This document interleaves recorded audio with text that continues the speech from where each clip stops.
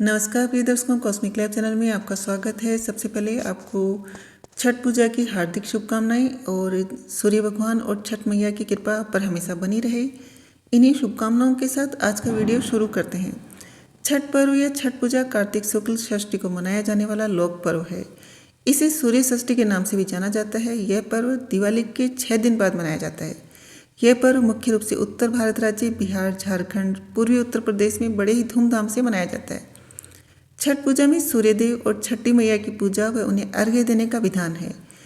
पिछले कुछ वर्षों से छठ पूजा को लोक पर्व के रूप में एक खास पहचान मिली है। यही वजह है कि अब इस पर्व की रौनक बिहार, झारखंड के अलावा देश के कई हिस्सों में भी देखने को मिलती है। छठ पूजा में सूर्यदेव की पूजा की जाती है और उन्हें अर्घ्य दिया जाता है। सूर्य प्रत्यक्ष रूप में दिखाई देने वाले देवता हैं जो पृथ्वी पर सभी प्राणियों के जीवन का आधार हैं। सूर्यदेव के साथ साथ छठ पर छठी मैया की पूजा का भी विधान है।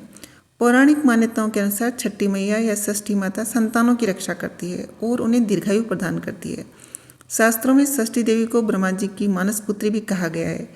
पुराणों में इन्हें माँ कात्यायनी भी कहा जाता है, जिनकी पूजा नवरात्र में षष्ठी तिथि पर होती है।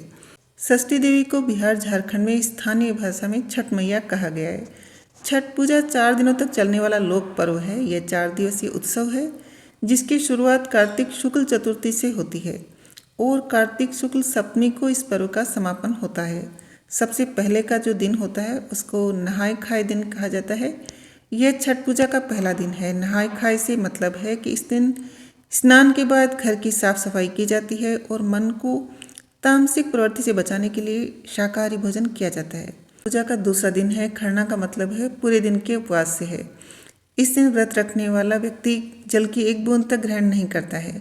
संध्या के समय गुड़ की खीर, घी लगी हुई रोटी और फलों का सेवन करते हैं। साथ ही घर के बाकी सदस्यों को इसे प्रसाद के तौर पर दिया जाता है। छठ पर्व के अंतिम दिन सुबह के समय सूर्य को अर्घ्य दिया जाता है।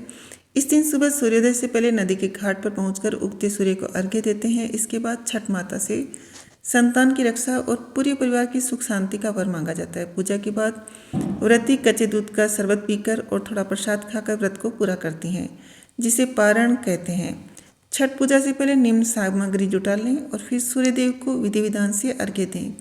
बांस की 3 बड़ी टोकरी, बांस या पीतल के बने 3 बड़े सूप, थाली, दूध और गिलास, चावल, लाल सिंदूर, दीपक, नारियल, हल्दी, गन्ना, सुथनी, सब्जी और शकरकंदी, नाशपाती, बड़ा नींबू, शहद, पान, साबुत सुपारी, केराव, कपूर, चंदन और मिठाई। प्रसाद के रूप में ठेकुआ, मालपुआ, खीर पूड़ी, सूजी का हलवा, चावल के बनने लड्डू लें। छठ पर्व के तीसरे दिन कार्तिक शुक्ल षष्ठी को संध्या के समय सूर्य को अर्घ्य दिया जाता है।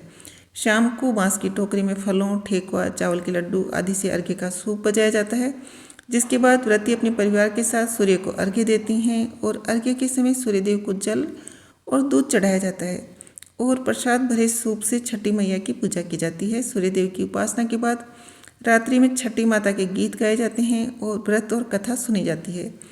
अर्घ्य देने की विधि: बांस की टोकरी में उपरोक्त सामग्री रखें। सूर्य को अर्घ्य देते समय सारा प्रसाद सूप में रखें और सूप में ही दीपक जलाएं। फिर नदी में उतरकर सूर्य को अर्घ्य दें। छठ पर्व पर छठी माता की पूजा की जाती है, जिसका उल्लेख ब्रह्मवैवर्त पुराण में भी मिलता है। एक कथा के अनुसार प्रथम मनु स्वयंभू के पुत्र राजा प्रियव्रत की कोई संतान नहीं थी। इस वजह से वह दुखी रहते थे। महर्षि कश्यप ने राजा से पुत्र प्राप्ति के लिए यज्ञ करने को कहा। महर्षि के आज्ञानुसार राजा ने यज्ञ कराया। इसके बाद महारानी मालिनी ने एक पुत्र को जन्म दिया, लेकिन दुर्भाग्य से वह शिशु मृत पैदा हुआ। इस बात से राजा और अन्य परिजन बेहद दुखी थे। तभी आकाश से एक विमान उतरा जिसमें माता षष्ठी विराजमान थी। जब राजा ने उनसे प्रार्थना की तब उन्होंने अपना परिचय देते हुए कहा कि मैं ब्रह्मा की मानस पुत्री षष्ठी देवी हूँ। मैं विश्व के सभी बालकों की रक्षा करती हूँ और निसंतानों को संतान प्राप्ति का वरदान देती हूँ।